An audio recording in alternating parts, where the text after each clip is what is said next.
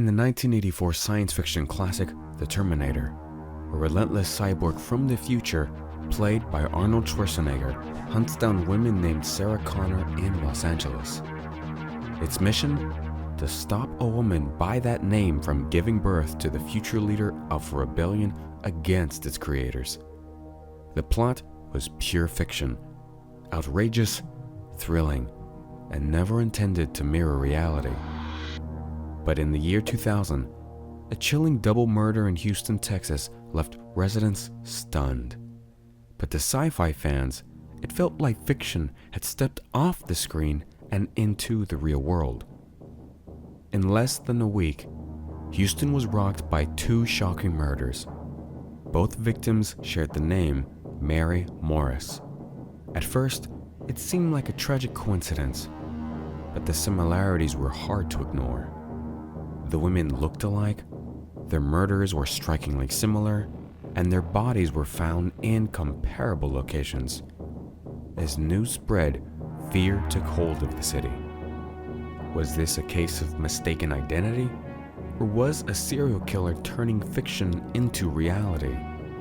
This is the story of two lives tragically intertwined by name, appearance, and a string of unsettling coincidences. Mary Morris, a name that, for 1 week in Houston, Texas, carried a sinister weight. As we delve into the details of their lives and deaths, we'll uncover suspects, theories, and the unanswered questions that still haunt this case.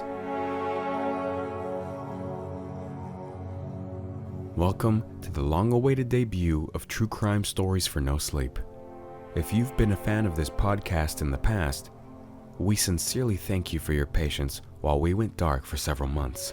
For those joining us for the first time, welcome to the show.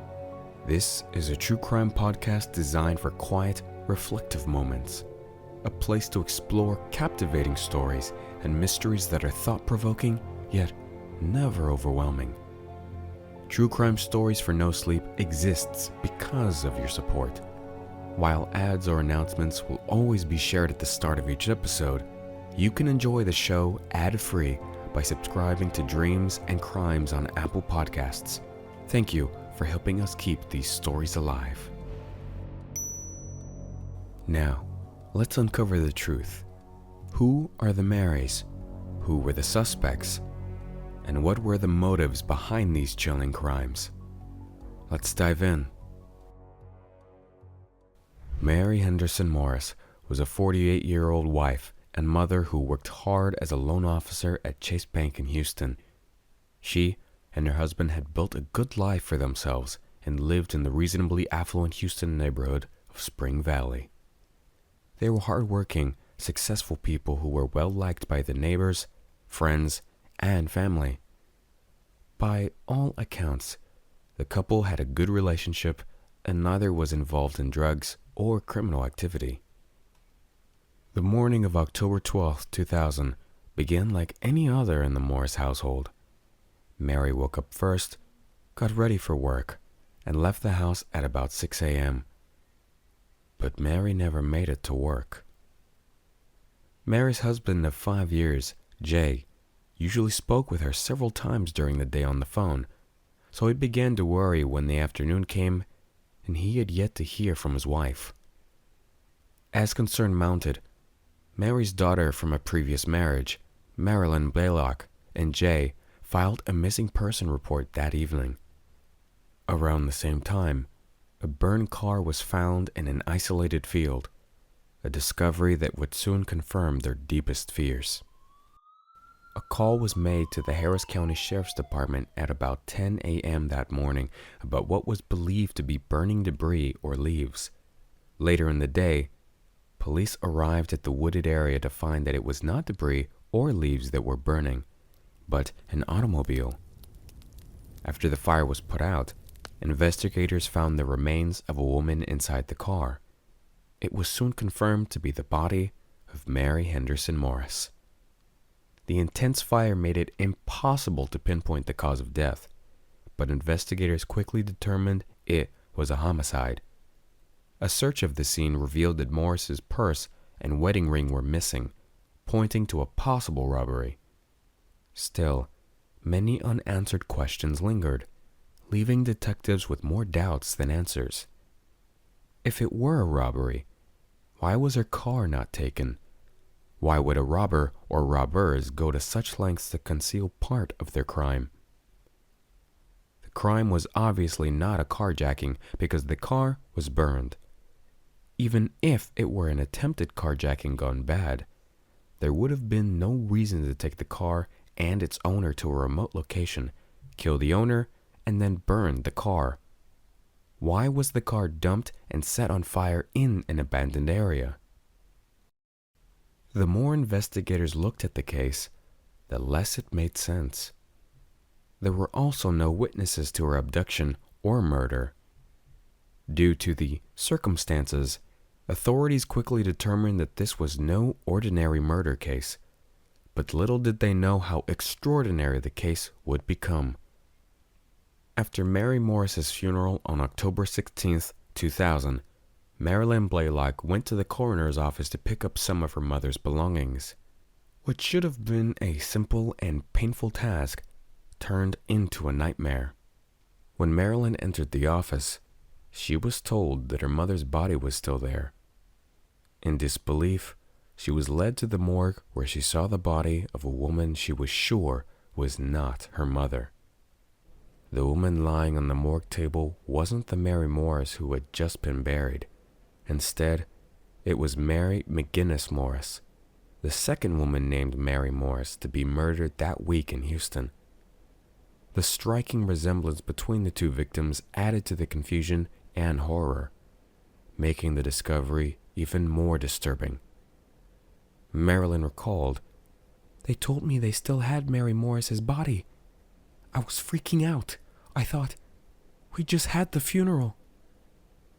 When I saw the remains, I said, this isn't my mother." In many ways other than just the name, Mary McGinnis Morris shared a number of similarities with Mary Henderson Morris, which makes this case all the more eerie. Although Mary McGinnis was a bit younger than Mary Henderson at 39 years old, both women were attractive, gregarious brunettes. Mary McGinnis was also a professional woman who shared a nice suburban home with her husband.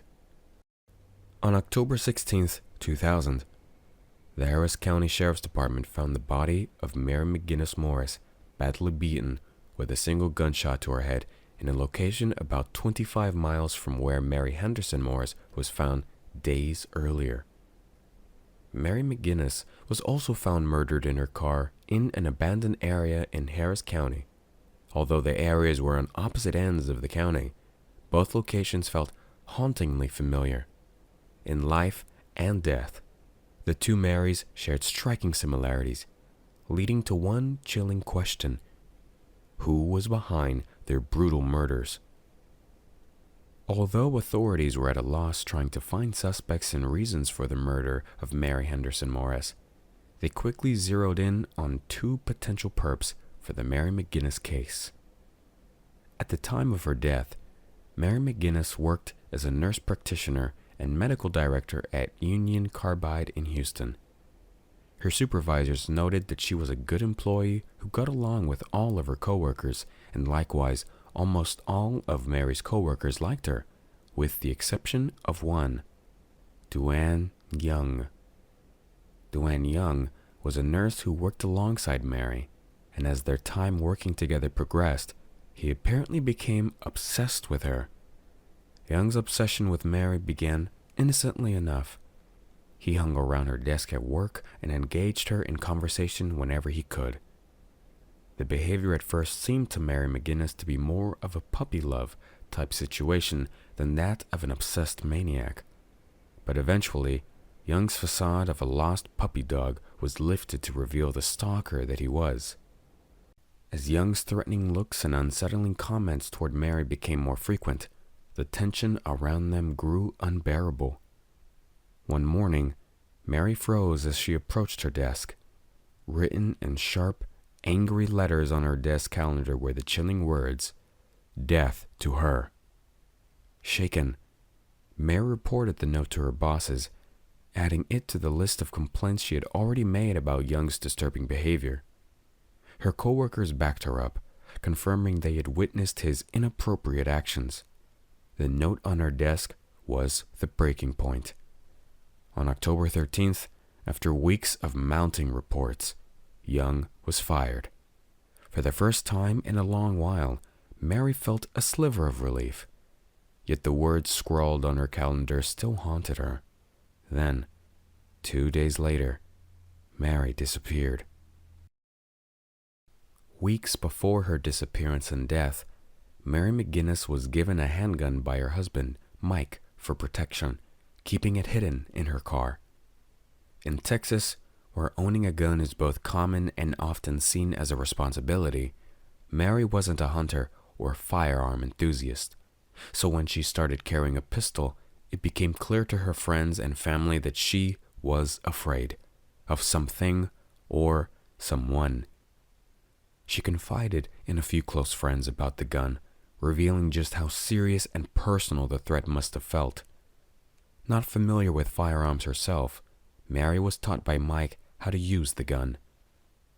The day Young was fired, Mary's employers told her to stay home to avoid escalating the situation. Despite their efforts, the firing turned into a scene. Young demanded to see Mary and had to be escorted off the building. October 15th was the last day Mary McGinnis was seen alive. By all accounts, it started as just another Sunday. She went shopping and visited a friend, Laurie Gemmell. Laurie Gemmell later recalled that Mary called her from a store that afternoon saying, "There is someone here who is giving me the creeps." Shortly after that unsettling call, Mary dialed 911. The contents of the 911 call have never been made public, but a detective who heard the recording described it as so disturbing that it chilled their blood. After that call, Mary McGinnis vanished without a trace. When Mary didn't return home that evening, her husband of 17 years, Mike, filed a missing person report, fearing the worst. His fears were realized when Mary's body was discovered in an isolated field outside Houston, shot to death. It was then that her case took a dark turn, unexpectedly linking it to the unsolved murder of Mary Henderson. 2 women, same city, both found dead under similar circumstances. Despite the similarities of both women being found murdered in their cars, the method of murder was clear in the McGinnis case. She had died of a single gunshot to the head from her own gun. At first glance, it looked like a suicide, but as homicide investigators examined the scene more closely, they learned that the scene looked staged and it was instead a poor attempt to throw them off. Mary had been beaten and choked, and her car keys were left outside the car. Investigators wasted no time uncovering Duane Young's connection to the case, quickly moving him to the top of their suspect list. But as homicide detectives delved deeper into the investigation, unsettling connections began to surface, expanding the focus beyond Young. Before long, Mike Morris, Mary's husband, became a person of interest, adding complexity to a case that was rapidly evolving into something much more intricate and disturbing than anyone had anticipated. In his initial interviews, Mike Morris stated that he had been at the movies with his daughter when Mary was murdered, even providing DNA samples to investigators to assist in the investigation. However, when authorities requested that he take a polygraph exam, Mike declined, opting instead to hire an attorney and refusing to cooperate further. He also prevented his 16-year-old daughter from being interviewed by the police. While it was his constitutional right to refuse to speak with the authorities, his actions raised significant suspicion, drawing the police's attention even further as the case continued to unfold. The more investigators focused on Morris, the more they learned that there was trouble in paradise at the Morris household. Although it was never proved, allegations of infidelity by both Mike and Mary surfaced. Infidelity is always considered as a motive in spousal murder. Whether it is murder to get rid of a spouse in order to be with a paramour, or done out of anger towards a cheating spouse, unfaithfulness must always be considered motive by police. The infidelity motive seemed to hit a dead end, but just when the case began to lose momentum, new and unsettling details emerged, forcing investigators to take a second, harder look at Mike Morris. First, they discovered that Mike had taken out a $500,000 life insurance policy on Mary. While a large insurance payout alone isn't enough to prove murder, history has shown that greed is one of the strongest motives for killing. Then came the mysterious phone call. Records revealed that after Mary's unsettling 911 call, she received a phone call from Mike. It came about 2 hours after she had reached out to emergency services, in a moment when she was clearly frightened and in distress. What did Mike say? Was it an innocent check-in? Mike claims that he did in fact make the call when he was with his daughter at a movie, but that the call went straight to voicemail. However, phone records told a different story. The call had been answered, lasting a full 4 minutes. Mike quickly blamed the phone company, suggesting they had made an error.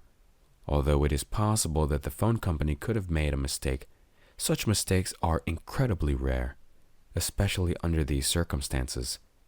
It seemed extremely convenient for the suspect in a murder investigation that such a mistake would happen. Mary McGinnis was also not robbed. In fact, the only valuable item that appeared to have been taken from her was a ring, which was later found in the possession of their daughter. Mike later told investigators that his wife had lost the ring before her murder and that he and his daughter had found it in the house later. The final piece of circumstantial evidence that points towards Mike Morris as the perpetrator in his wife's murder is the actual murder weapon. The gun that was used to kill Mary McGinnis was actually Mike's gun. He gave the gun to Mary after Duane Young's stalking reached its peak, and only he and some of Mary's closest friends even knew about the gun or where she hid it underneath the seat. Clearly, many of Mary's friends, law enforcement, and the people of Houston in general began to think Mike was good for his wife's murder, but the evidence simply wasn't strong enough to secure an arrest, let alone a conviction in front of a jury. Eventually, Mike and his daughter relocated to his hometown in West Virginia, where he is believed to still live today. Whatever you believe about Mike Morris or Duane Young being responsible for the murder of Mary McGinnis Morris, we're now coming back to the most important question of this entire story. Could her death be connected to the murder of Mary Henderson Morris? Now, let's explore the theories connecting these two mysterious deaths. The hit gone wrong theory. This is one of the most popular theories. It suggests that either Mike Morris or Duane Young, who both had connections to Mary McGinnis Morris, hired a hitman to kill Mary McGinnis, but the hitman tragically mistook her for Mary Henderson Morris due to the striking similarities in their names and appearances. Some even speculated that the hitman was perhaps unaware of the correct target and executed both women. An anonymous caller to the Houston Chronicle said, "They got the wrong Mary Morris," in reference to the murder of Mary Henderson Morris. But investigators remain unconvinced that the two homicides are related. "As far as the dates go, they are so close they could be linked," said Harris County Sheriff's Detective Wayne Coleman. "But when someone is hired to kill someone, they are going to have their information and know their habits. Hitmen don't just go out with nothing." The cyborg assassin theory. This theory, though highly unlikely, gained some attention largely due to its absurdity. It suggested that the murders were carried out by a futuristic cyborg assassin sent back in time as part of some twisted sci-fi plot. Though more of a humorous bit of speculation than a serious lead, it did manage to capture the public's imagination, especially the ones familiar with the 1984 science fiction classic, The Terminator. So, if you ever wondered if murder mysteries could mix with Terminator plots, this one definitely tried. Sadly, no cyborgs or time machines were involved. The serial killer theory. Another possibility that's been debated online is that both murders could be the work of the same serial killer. The theory points to the eerie similarities between the two victims and the manner of their deaths. The bodies were both discovered in remote areas, and there was no clear motive for robbery or theft, which is common in cases involving serial killers.